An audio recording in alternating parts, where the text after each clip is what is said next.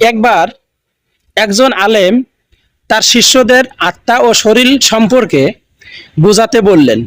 আলেম বললেন, ভাবো একটি সুন্দর পাখি আছে, সেই পাখিকে একটি সোনার খাঁচার ভেতরে রাখা হলো। মানুষ খাঁচাটিকে দেখে মুগ্ধ হয়, খাঁচার রং তুলির কাজ করে সাজায়, ঝকঝকে রাখে, কিন্তু ভেতরে পাখিটিকে খাওয়াতে ভুলে যায়। কি হবে তখন? শিষ্যরা বলল, পাখি তো না খেয়ে মারা যাবে। আলেম বললেন, ঠিক তাই, শরীর হলো খাঁচা আর আত্মা হলো ভেতরের পাখি।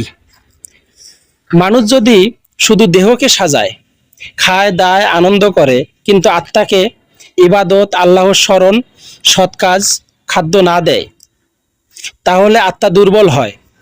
আত্মা দুর্বল হলে মানুষ ভেতরকার শান্তি, আলো আর আল্লাহর নৈকট্য নষ্ট হয়ে যায়।